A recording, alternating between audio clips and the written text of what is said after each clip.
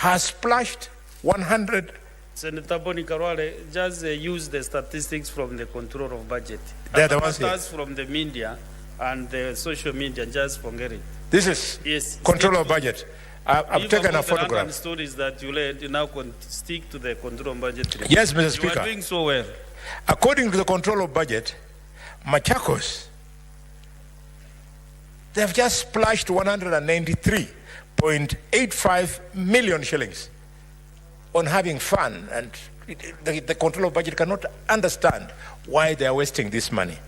Mr. Speaker, the worst, number one abuser, according to the control of budget, is they call it FCAP or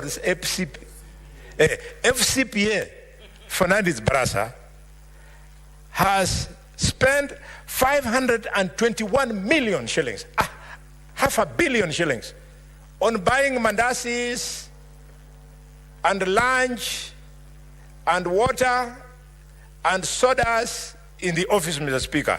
It is not possible to spend $500 million.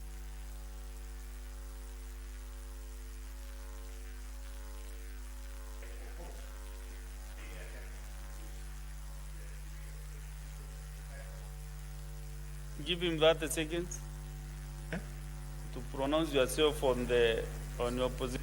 Yes, Mr. Speaker, with those many remarks, I want to oppose any attempt to reduce the money that this House allocated to counties, 400.16 billion shillings, Mr. Speaker. Okay, next is Senator Sifuna Edwin.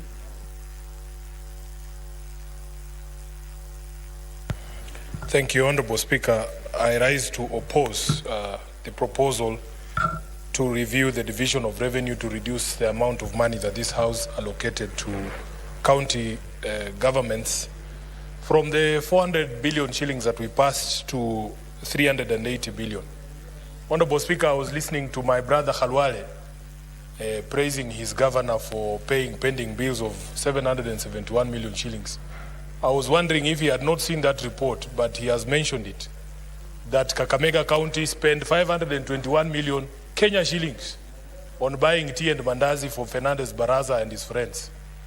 Honorable Speaker, these are the governors who create justification for why government proposes such bills. This bad behavior that Senator Khalwale is referring is not widespread across the country. There are county governments that are really doing their best to serve and deliver to their people.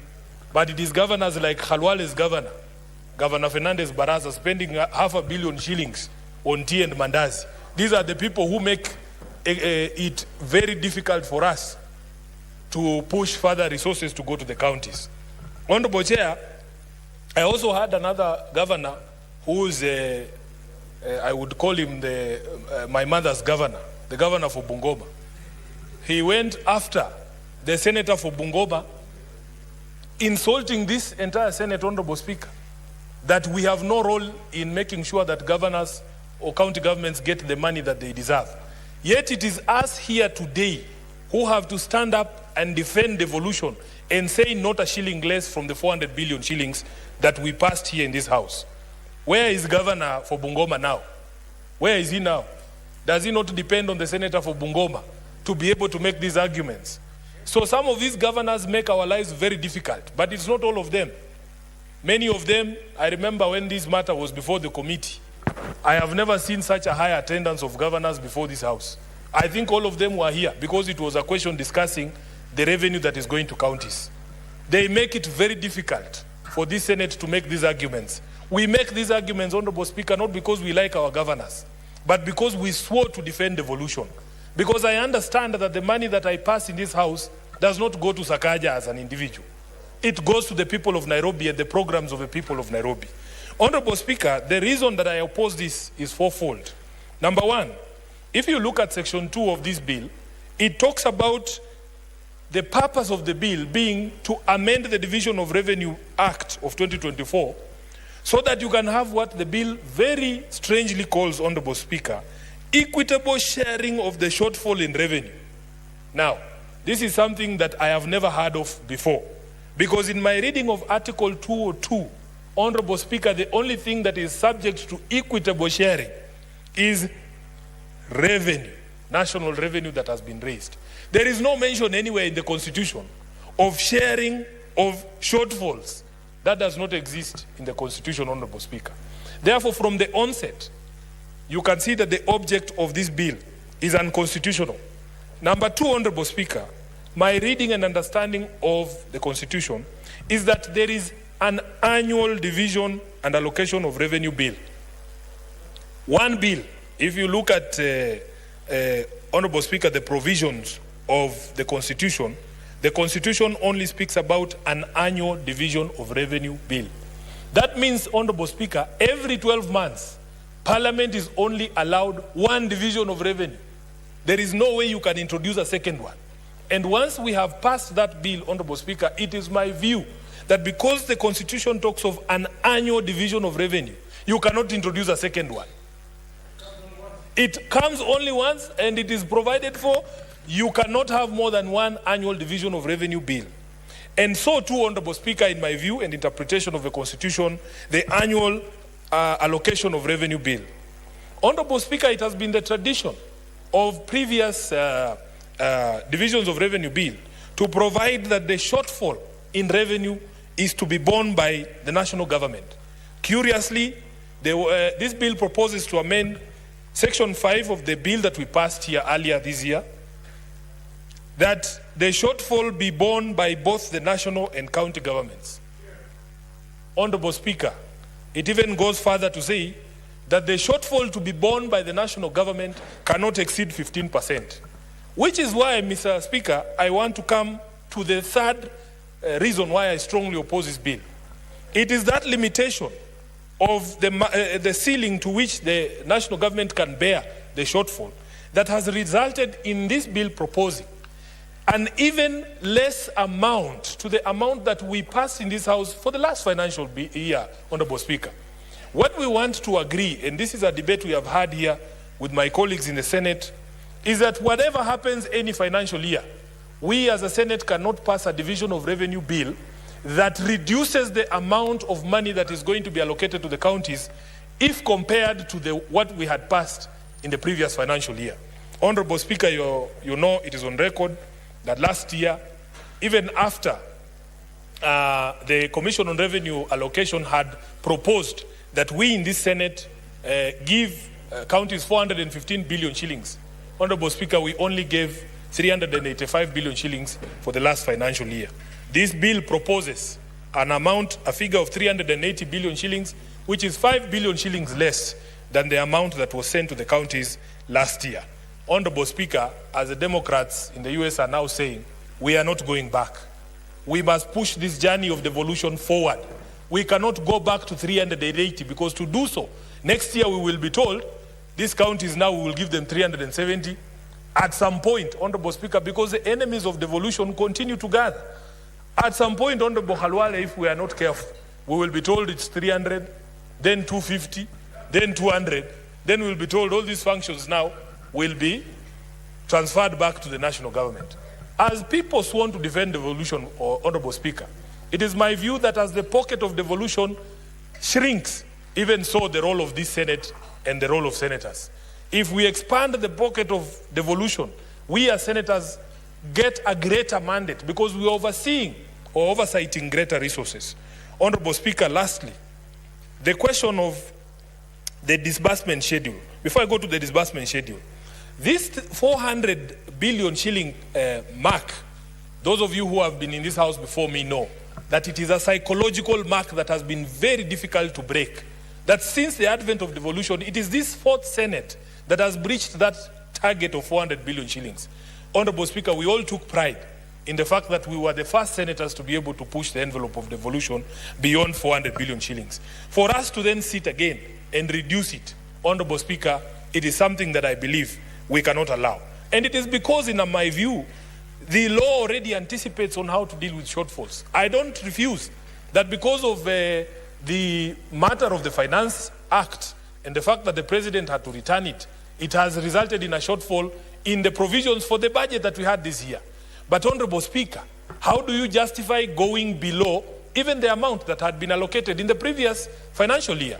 Because we all know that with the collapse of Finance Bill 2024, or the Finance Act of 2024, the tax-raising measures we reverted to are the tax-raising measures of 2023, which supported the 385. I want to hear a justification why we would fall below the figure of 385 to 380 billion Kenya shillings. Honorable Speaker, just this morning, because I'm a member of the Senate Business Committee, together with the Leader of Majority, we were discussing when we were told that the budgets of the Senate are being cut by 20% as a result of the revenue shortfalls in the projections in the Finance Act. It is okay. It is okay, Honorable Speaker. We don't have a problem with cuts to the Senate or to Parliament as an institution. Parliament as an institution has been told we have to cut 3 billion shillings. I think the figure is slightly over 3.5 billion shillings in our budgets, and that is okay. We can make do with that. But for the people waiting for services in the grassroots, in the counties, Honorable Speaker, we cannot afford to take a step back. I will give you an example, Honorable Speaker. I was very proud as a Senator of Nairobi that for the first time, the County of Nairobi was going to receive above 20 billion shillings in its shareable revenue. We have a program in Nairobi called the School Feeding Program, Honorable Speaker, and it gobbles up almost 10% of the entire amount we receive as equitable revenue. Unfortunately, Honorable Speaker, although that program is expressed to cost almost 1.8 billion shillings, that program is only sufficient to serve 30% of the children of Nairobi, leaving a whooping 70% of the children in that program. Now, the promise by the governor is that his plan is to expand it so that it can feed all the children of Nairobi, to expand it to the so-called up-bed schools, informal schools, which carry the majority of the school-going children in Nairobi. We need money. Honorable Speaker, we need money. In Nairobi, we need money. I know Senator Khalwale has praised my governor about the revenue-raising measures that have been put in place, but we have come nowhere close to the potential of Nairobi, as per the estimates from even the control of budget himself. So, Honorable Speaker, we need money in Nairobi.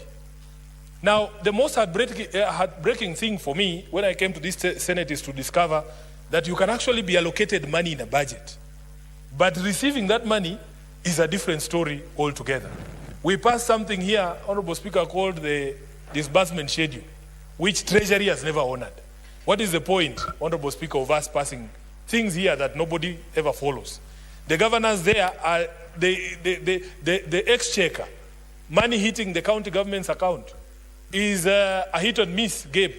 It's just pata potea, Honorable Speaker. You can go 3 months, you can go 2 months, you can go 4 months without money, and you don't know when it will come.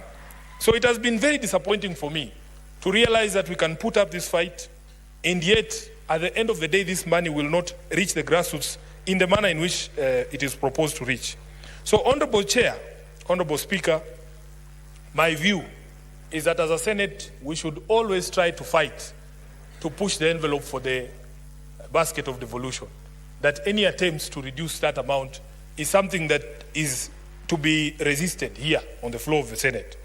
And I understand all the discussions that have been had, and Senator Khalwale has spoken about some of them, the bad manners we see from the county governors. I pray that this Senate does not take out the bad manners of governors on the public themselves, the women who sell njugu at Kayega, or Mwami Senator Khalwale. They have never offended you. They have never offended the public purse. So we must find a way of dealing with some of these governors. And I'm really looking forward to these 2 governors appearing before the Senate, the ones I've mentioned here, because they are in the habit of addressing members of the Senate at funerals, and even inciting some MCAs. You hear them insulting senators from morning to evening. But when they come here, Honorable Speaker, you will think they are those mutotomisa we used to see when we were doing pastoral class. So another one came here, even he tried to run away from the committee by saying that he had forgotten his glasses at home, he couldn't see, because he didn't want to read the document that was incriminating. So, Honorable Speaker, the same vigor that we fight for these resources, we must be there as senators to protect those resources when they get to our county governments and ensure that it actually benefits the people of the counties that we represent. So, Honorable Speaker, with those few remarks, I want to say categorically that for me, I do not think that there is enough justification for this reduction beyond even what was allocated last year. And I would wish that every time we get opportunity to vote for monies for the counties, we are increasing and not decreasing. I thank you, Honorable Speaker. Thank you, Senator Sifuna. Senator Mungatana.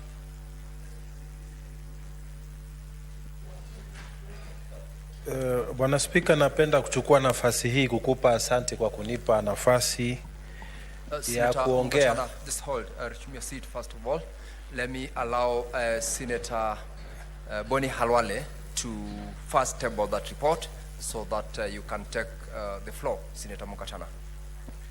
Thank you, Mr. Speaker. Mr. Speaker, my apologies on behalf of the Committee of the Senate Finance and Budget Committee. The printout of this report has been slow. It's now available. Members, I now formally rise to beg to lay this paper on the table of this Senate today, being the report of the Standing Committee on Finance and Budget on the Division of Revenue Bill, Bill number 38 of 2024. I thank you, Mr. Speaker, and I invite members to collect their copies before the debate. Senator Mungatana, now you can take the floor and contribute to the motion. Asante Bwana Spika kwa kunipa nafasi hii na mimi nitoe maoni yangu kuhusu hoja hii ya ugawaji wa fedha kati ya serikali kuu na serikali gatuzi. Bwana Spika, jambo ambalo tunalizungumzia leo ni kuhusu kupunguzwa kwa hizi seti. Sisi tulikaa hapa tukapitisha ya kwamba serikali kuu itapata mgao wake na serikali za kaunti zitapata bilioni 400.1. Sasa tunaletewa mswada mwingine wa kupunguza hizi hela za mgao wa serikali za kaunti, kwamba sasa tutoke ile bilioni 400 ishuke chini zaidi. Bwana Spika, sisi tungependa kusema kama senators, na mimi kama senator wa Tana River ningependa kusema ya kwamba tunakataa na tunapinga pendekezo la kujaribu kupunguza mgao wa serikali za kaunti. Na tunasema hii hoja ambayo imeletwa leo tunaikataa kwa sababu ya kwamba katiba imesema tuko na serikali katika viwango viwili. Kuna kiwango cha serikali kuu ipo na majukumu yake, na kuna kiwango cha serikali za kaunti nao pia wako na majukumu yao. Ni makosa sana kwamba serikali kuu wao waendelee kuishi vizuri na serikali za kaunti ziendelee kufinywa. Bwana Spika, tunasema ya kwamba tukiendelesha mafikira kama haya na tukiunga mkono mswada kama huu, ni sawasawa na kuchukua mamlaka yetu kama maseneta, mamlaka kuu ya kupigania haki za kaunti, haki za sehemu zetu gatuzi, na kuyatupa baharini. Kwa hivyo Bwana Spika, tunaomba katiba iheshimiwe na tunaomba serikali za kaunti ziheshimiwe. Kuna wengine wamesema eti kwa sababu kuna sehemu na serikali gatuzi zingine zinazotumia pesa vibaya, na wanajaribu kutumia fikra hiyo kupunguza pesa ambazo zinaenda kwa kaunti zetu. Mimi ningependa kujibu namna hii, niseme Bwana Spika, mambo ya utumizi mbaya wa fedha yaweke tofauti na utumizi na mgao wa pesa ambao unafaa uende kwa kaunti. Mambo ya utumizi mbaya wa pesa yako na namna ya kushughulikiwa. kuna sheria ambayo itafuatwa, wanaohusika watakamatwa, mambo ya investigation itafanywa, na wale watakaopatikana na hatia watapelekwa mbele ya sheria. Kwa hivyo isiwekwe katikati swala hili la utumizi mbaya ama ufujaji wa pesa za county government, ziwekwe pamoja ama itumike kama sababu ya kupunguza hela ambazo zinaenda kwa upande wa ugatuzi. Na Spika, ukiangalia pesa ambao zinaenda ama ule mgao ambao unaenda kwa serikali kuu, hata huo uko na shida. Kila mtu anajua, na ripoti hapa za controller wa budget zinasema mara nyingi kwamba shida ya ufujaji wa pesa pia uko katika serikali kuu. Kwa hivyo hakuna haki ya kutumia akili hiyo ama mawazo hayo kupunguza mgao wa county. Na mimi najua maseneta wote ambao tuko hapa, sote tunapigania kwamba kaunti zetu zipate mgao wao wa sawa, na tumeyazungumza haya na tumeyapitisha haya. Kwa hivyo mtu yoyote ama kamati ama sheria yote ama hoja yote ambayo itakuja nyuma kuja kusema ya kwamba vile tulipitisha na senti ambazo tushaziweka na vile tumekwisha kuwaelezea watu wetu ya kwamba kule kwa sehemu zetu gatuzi ya kwamba pesa ambayo inakuja kwa county ni kiasi fulani, tutaenda huko sasa kusema nini ikiwa kwamba tutaambiwa tena tukate? Watu husema, Bwana Spika, nikiwa namalizia, kwamba jungu kuu halikosi mkoko, na kati ya serikali za county na serikali kuu, jungu kuu ni serikali kuu. Kwa hivyo kama ingekuwa kuna mahali pa kukatwa zile pesa, ingefaa hizi pesa zikatwe kwa upande wa mgao wa serikali kuu, sio mgao wa serikali za county. Magavana katika Council of Governors siku zote wanalia kwamba hata ule mgao ambao tunapigania hapa tunapata hautoshi, na ni kweli ya kwamba serikali zetu za gatuzi ziko na shida, na zingine hata kulipa mishahara ya wafanyikazi wetu huko kwa county, na unapata saa ingine hata mishahara mwezi mmoja miezi mbili haijalipwa. Sasa kama hali ni hizi mpaka saa hii, wafanyi biashara ambao wamefanya na sehemu za gatuzi hawajalipwa, kama hali ni hizo, itakuwaje tena turegeshewe mswada huu tuambiwe tupunguze tena mgao ambao tulikwisha upitisha na tumekubaliana unakwenda kwa serikali zetu gatuzi? Kwa hivyo mimi, Bwana Spika, nasema kama kuna kukatwa hela sehemu yoyote kupitia kwa hii budget, kupitia kwa shida ambazo zimetokea, jungu kuu halikosi ukoko. Kwa hivyo hii serikali kuu ndio ingebeba huo msalaba, sio kupeleka msalaba huu kwa sehemu za serikali za ugatuzi ambao tayari mgao wao hautoshelezi mahitaji ambayo yako kwa hizi gatuzi 47. Kwa hivyo, Bwana Spika, mimi naomba kupinga kupunguzwa hizi hela, na ninaomba maseneta wenzangu kutoka kila sehemu ya gatuzi hizi zote 47 tupinge na tuseme kama kuna kukatwa pesa zozote, mgao ambao ungefaa ukatwe ni upande wa serikali kuu. Kwa hayo mengi, naomba kupinga mswada huo. Asante, Bwana Spika. Asante sana Senator Mungatana. Senator Osotsi.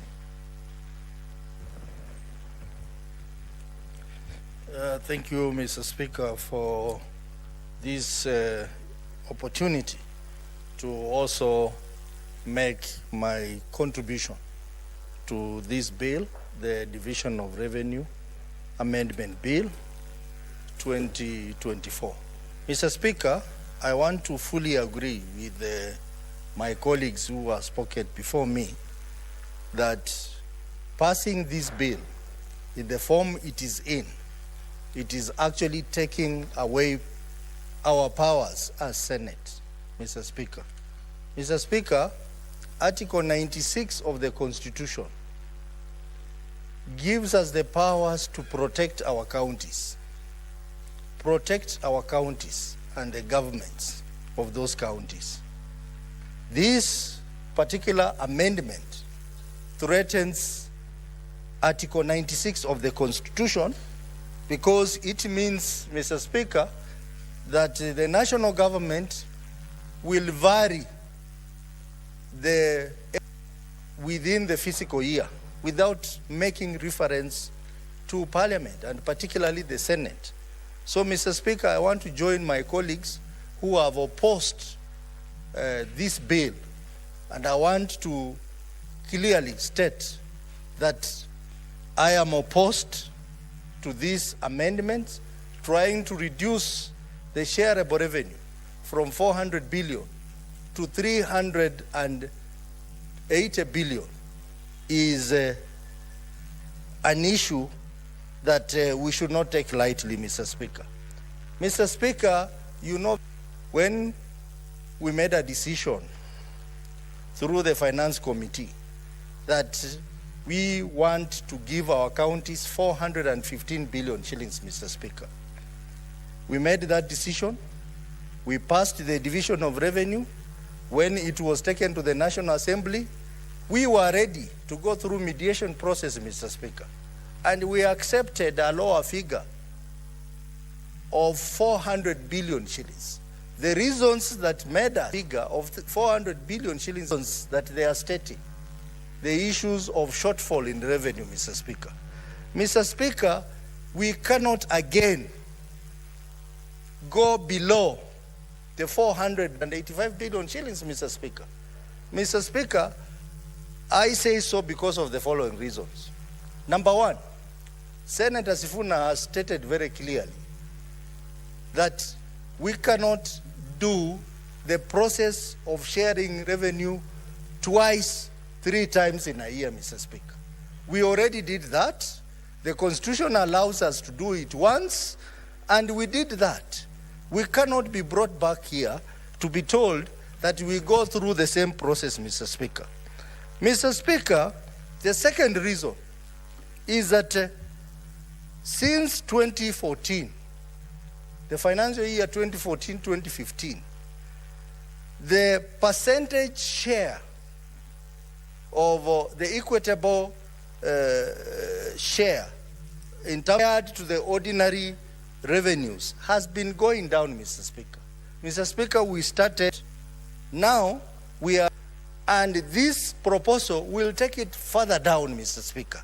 Mr. Speaker, will be doing injustice to our counties as senators if we agree to further lower the percentage of equitable share to the ordinary revenues that are raised nationally. Mr. Speaker, we will also be creating an unpredictable situation in our county revenue sources in the fiscal year. And this could easily impact on the budget implementation in our counties. Mr. Speaker, we will also be creating a channel for the National Treasury to vary the equitable share without reference to the Senate. So basically, by passing this bill, we are giving away our powers, Mr. Speaker. We are saying that the senators are no longer protecting counties. The senators are no longer protecting counties and are in bed with the national government. That is what it means.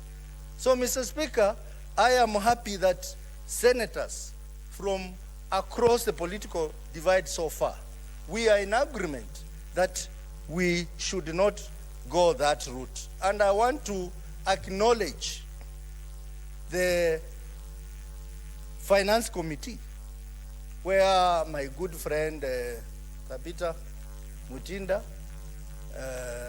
the ever-smiling lady, is the vice chair.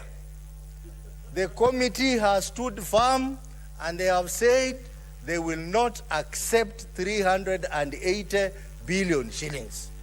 And I've looked at the report, which is here, Mr. Speaker. They have even amended the bill to say they will stick with the 400 billion shillings. Mr. Speaker, let us allow it to go that route. We are ready to go into mediation. And we will not this time around those who will be selected to sit on the mediation committee.